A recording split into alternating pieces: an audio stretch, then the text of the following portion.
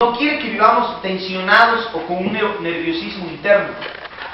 Y el pastor Rigoberto la semana pasada nos habló de la preocupación, del afán, del gran temor y de la intranquilidad por las cosas. Son 4 formas cotidianas en las que nosotros podemos caer en la ansiedad: la preocupación, el afán, el gran temor y las intranquilidades por las cosas.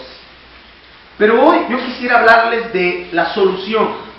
¿Qué dice la Biblia con respecto a cómo solucionar la preocupación, el afán, el gran temor? Amén. Entonces vamos a orar una vecesita más para dar inicio a este tiempo de prédica. Padre, en el nombre de Jesús, oramos que tú, que eres mayor que todas las cosas, cubras este lugar con tu presencia. Señor, oro que esta palabra que tú envías sea de poder, traiga aliento a nuestro corazón entristecido, traiga fortaleza, traiga esperanza, Señor.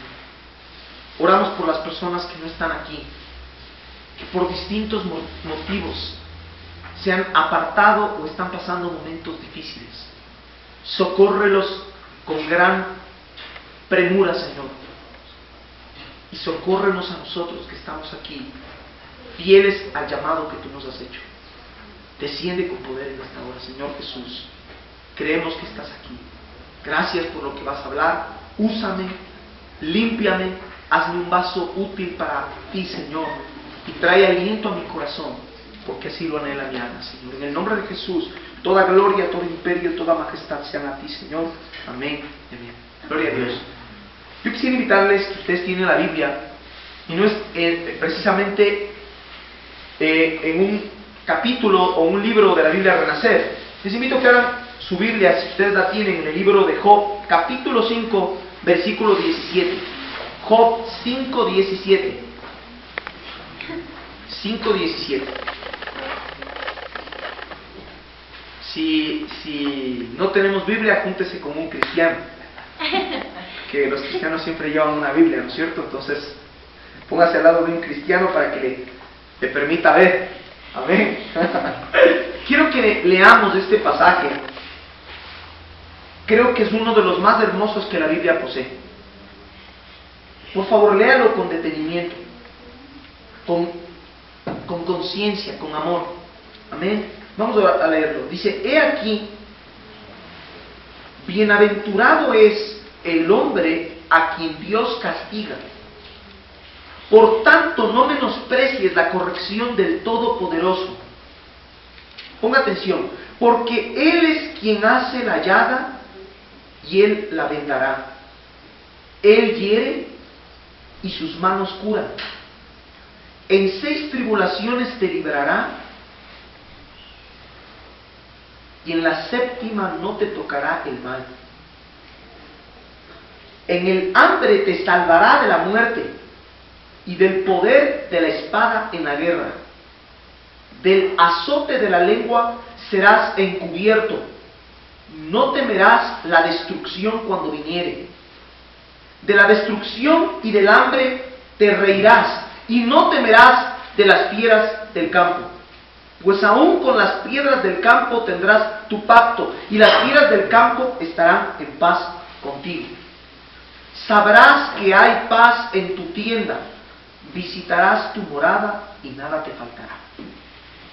Qué extraordinario pasaje, ¿no les parece? Es uno de los más hermosos que contiene la Biblia. Él es el que hace la llaga y la venda. Él es el que hiere y sus manos curan. Dice que Él es el que libra, y en la 7ª vez no permitirá que el mal nos toque. Entendamos lo que estamos viviendo. Tiene que ver con la confianza en Dios. Todo lo que Dios permite que pase en nuestras vidas está bajo su control. Absolutamente todo. No hay nada que esté fuera del control absoluto de Dios. Quiero mencionarles que cuando nosotros vivimos en una falta de confianza en Dios, somos más propensos a nuestros vicios. Nuestros vicios se activan cuando vivimos en un estado de ansiedad. Cuando no sabemos manejar la situación, nuestro cuerpo busca hallar la calma, hallar la tranquilidad a ese nerviosismo que sentimos. Y muchos de nosotros, sin darnos cuenta, recurrimos a nuestro vicio, y ese vicio, en vez de calmar aparentemente nuestra situación, la agrava, la ahonda. El problema no se supera. ¿Por qué el Señor Jesús permite que vivamos etapas de preocupación? ¿Por qué el Señor permite situaciones difíciles de nuestra vida? Es como si a veces estuviéramos corriendo contra el viento. El viento está soplando en nuestra contra. Queremos hacer algo, pero pasa absolutamente lo contrario. ¿Por qué? El Señor Jesucristo varias veces habló acerca de la ansiedad. Y Él dijo que a lo largo de esta vida enfrentaremos diversas circunstancias, diversas situaciones de preocupación. ¿Qué es la preocupación desde la perspectiva bíblica? Ya hemos dicho que desde la perspectiva médica, psicológica, hay los desórdenes de ansiedad, hay la preocupación, hay el afán. Pero desde la perspectiva bíblica quiere decir un estado donde la mente se encuentra ausente. Un estado donde la mente se encuentra ausente. ¿La preocupación? Eso quiere decir el afán. ¿Qué quiere decir esto? La mente de la persona se encuentra ansiosa y no hay cabida a otro pensamiento que la preocupación. Entonces, esa mente que se encuentra ausente, en realidad se encuentra ausente de la realidad y llena de un pensamiento que sola es la preocupación. Ahora, la ansiedad básicamente es la oscilación entre la esperanza y el temor. Entonces vivimos en una constante oscilando entre la esperanza y el temor. Y en nuestra mente solo hay preocupación. Ahora, ¿qué es esta oscilación entre la esperanza y la preocupación? Y el temor. Básicamente es la pérdida de la fe. Cuando nosotros vivimos en un estado de ansiedad, vivimos en falta de fe. No le creemos a Dios. ¿Por qué hemos cantado estas canciones en esta noche? Porque estamos hablando de un Dios que puede hacer mucho más de lo que nuestros propios esfuerzos humanos pueden hacer. Y de la manera que nosotros ni esperamos, Dios puede resolver los asuntos cotidianos de una manera sobrenatural. Pero esa oscilación, esa pérdida de confianza, se expresa en la falta de fe. Y esa falta de fe recurrimos muchas veces a pensamientos como Dios me ha abandonado. ¿Cuántos de ustedes al pasar momentos cuando les sale un negocio mal hecho, las deudas acumuladas, se les frustra un negocio, parece que las cosas no están marchando bien? Ese pensamiento al que recurrimos es Dios me ha abandonado. Dios se olvidó de mí. Otro tipo de pensamiento que expresa la preocupación que sentimos es nada va a mejorar. Nada va a mejorar. Y vivimos en una constante fatalista. El fatalista es el que siempre espera lo peor de las circunstancias. Vivimos en una constante de pesimismo. Quisiera citarles algo. Ustedes recordarán en el área musical ecuatoriana, ¿no es cierto? Ustedes han escuchado los pasillos. ¿Han escuchado? ¿Cierto? Todos hemos escuchado los pasillos. Los pasillos son el resultado de un tipo literario, un tipo de forma de expresión escrita. No es solo una canción. Detrás de los pasillos, en muchos casos, es un área literaria. Y hubo un grupo literario que se llamaba, o básicamente eran aquellos que se llamaban los sofistas. No sé si han escuchado de ellos. Los sofistas son aquellos que siempre ven el peor escenario en todas las circunstancias de la vida. Tienen una constante actitud de pesimismo. Y ustedes recordarán a un grupo de personas de los pasillos que se mataron. Uno de ellos, Medardo Ángel Silva, ustedes recordarán de él, que le hace una canción hermosa a una novia que no le corresponde y va y se suicida. Y se conoció como el grupo de los decapitados, porque todos ellos se suicidaron, uno tras otro. De la misma forma, nosotros podemos caer en ese estado de sofistas, en una constante de pesimismo. Dios no quiere que vivamos así, porque el pesimismo mal manejado lleva a la muerte. Esa preocupación, ¿por qué creen que hay tanto índice en el Ecuador de muertes por suicidios? La gente se mata, se suicida, porque no hay esperanza, porque no hay algo detrás de nuestro problema. ¿Me comprende lo que estamos hablando? Vivimos en una constante esperando lo peor. ¿Por qué Dios permite escribir la Biblia? Porque la Biblia, escritores nos dicen, si no hay cerca de 20,000, hay más de 30,000 promesas en la Biblia. Y todas en favor de nosotros. Hay promesas de bendición y promesas de maldición. Pero la Biblia contiene por lo menos de 20,000 a 30,000, los estudiosos dicen, promesas en favor de un pueblo que invoca su nombre. No solo es un libro profético, no solo es un libro histórico, es un libro de promesas. Y Dios, para ayudarnos a superar nuestros problemas, nuestras adversidades, en ese momento Él establece una promesa. Yo le invito en esta noche que piense cuál es su necesidad. ¿Cuál es el problema que usted posee? Le pregunto, ¿ese problema tiene una promesa de parte de Dios?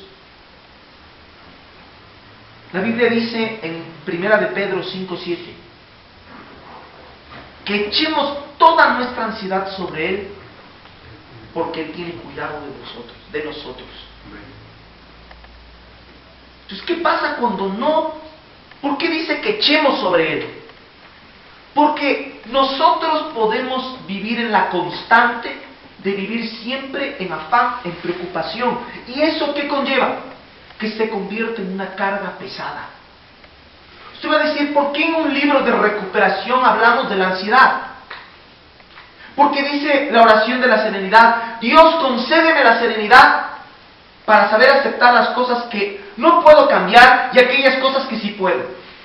Porque en una vida, en un mundo tan cruento, tan difícil, lleno de sufrimientos, es fácil preocuparnos. Es fácil caer en un estado de ansiedad. ¿Qué pasaría si una persona que está en recuperación cae en un estado de ansiedad? Tal vez le daría ganas del consumo para tratar de calmar esa ansiedad. Por eso es clave lo que está diciendo el Señor, que esta carga que nos oprime, que nos quita la paz interna, la echemos en Él. Esa falta de fe. Dios, cuando constituyó el universo, lo hizo por medio de la fe. ¿Por qué? ¿Por qué no a través de la ciencia? Él lo hizo a través de la fe. Dice 1 de Juan, la fe que vence al mundo es la fe que en Jesucristo. Dice, ¿quién tiene la fe que vence al mundo sino aquel que cree que Jesucristo es el Hijo de Dios? Y les pregunto, ¿acaso usted no cree que Jesucristo es el Hijo de Dios? Si usted cree eso, usted tiene la fe que vence al mundo, al sistema que nos aplasta, que nos oprime, que nos quita la paz. Esta palabra echar significa poner algo sobre otra cosa. Y significa, como dice Lucas 19:35, echar manto sobre un animal de carga. ¿Qué pasaría si nosotros llevamos esas cargas no siendo un animal de carga? ¿Qué pasaría con eso? Nos desbaratamos, nos vamos a cansar. Cuando Él dice, echa sobre mí tu carga, está usando la figura del burro. Porque ese burro sí está capacitado para llevar cargas. Cuando Él dice, echa sobre mí tu carga, está diciendo, quítate, despójate de lo que no puedes llevar. Porque tú no has sido diseñado para llevar esa carga. Esa carga solo la lleva el Señor. Como un animal de carga, pensando en un burrito, echemos sobre ese animal todas nuestras cargas. Porque si no, vamos a terminar desbaratándonos. Cada persona debe echar todo su descontento. Porque hay algo que dice la Biblia, estar contentos con lo que tenéis ahora. Pero ¿saben qué? Como cristianos podemos vivir en una actitud, en una circunstancia constante de descontento. No estamos contentos con nada. Que si la sopa está caliente, ¿por qué está caliente? Si la sopa está fría, ¿por qué está fría? Y no tiene que ver la sopa, es el corazón. Nada nos contenta, porque vivimos en ansiedad, en preocupación. También dice que debemos de echar todo desánimo. Y el desánimo es la falta de aliento para alcanzar un objetivo o una cosa que anhelamos. Y hablaremos de esta emoción más adelante en el proceso de recuperación. Echa toda tu desesperanza. La pérdida de la esperanza es terrible, porque nos lleva a la catástrofe, a creer que ya no hay solución. Echemos nuestro sufrimiento en el Señor. Cuando mire a Jesucristo, mírele como ese animal de carga, si cabe el término, en el que podemos echar todos estos pesos. Despojémonos de lo que no podemos llevar. La preocupación no es una carga que podemos llevar. No nos afanemos. ¿Por qué? Porque dice la Biblia que echemos todas nuestras preocupaciones. ¿Cómo hacerlo? A través de una decisión diaria. Si usted diariamente no confía en el Señor, fracasa. Porque se imagina un día que usted se levante no confiando en el Señor, al siguiente tampoco, al siguiente tampoco, al siguiente tampoco. Pero ¿qué pasa si diariamente tomamos la decisión de echar esa carga, de confiar en Él? ¿No peleará Él nuestras batallas? No dijo Él que mía es la batalla, que Él es el guerrero, que Él sale al frente de los escuadrones de Israel. Como dice un autor, si Dios está conmigo ya somos mayoría. O sea, no necesitamos más. Cuando Jesús dice que echemos nuestra carga sobre Él porque Él tiene cuidado de nosotros, está diciendo lo que dice el Salmo 52:22, que a Dios le importa lo concerniente a nosotros. A Dios le importa. Le importa que no haya apagado la luz, le importa. Le importa que esté pasando una situación sin falta de conseguir trabajo. Le importa a Dios. Le importa a Dios que hoy tal vez no tuve para comprarme un café. Le importa a Dios. Le importa. No peleemos con el Señor. No luchemos contra Él. A veces nuestra adicción, la falta de la recuperación, viene por nuestra falta de confianza en Él. ¿Saben cómo funciona? Satanás, al poner uno de sus huevecillos malignos en nosotros, ese pensamiento de desconfianza, nos lleva a que la imagen de Dios se distorsione. ¿Cuántos de nosotros en medio de la aflicción hemos dicho, Dios me abandonó? ¿Cuántos de nosotros hemos dejado de creer en el Señor? Echa sobre Él tu carga. Noten lo que el 1 dice porque tiene cuidado de nosotros. Pero el Salmo 55:22, perdón, dice, y Él te sustentará, no dejará para siempre caído al justo. Él te sustentará. Significa que la fuente de toda riqueza, la fuente de todo poder, nos sustenta. ¿Quién creen que sustenta el universo? Dios. Y esto tiene que ver mucho con el tema que hemos estado hablando a lo largo de estos años, de estos días. Al Señor Jesucristo le importa y Él quiere que sepamos que Él está atento, Él está solícito, Él está diligente para asistirnos, para guardarnos. Dios cuida de mí. Bajo la sombra de sus alas, dice nada más. El Señor nos sostiene en las caídas, hermanos. Eso significa que Dios nos sustente. Porque dice el Salmo, no dejará para siempre caído el justo. Es decir, Dios nos sustenta en nuestras caídas. No importa cuáles sean. Dios nos defiende de los peligros.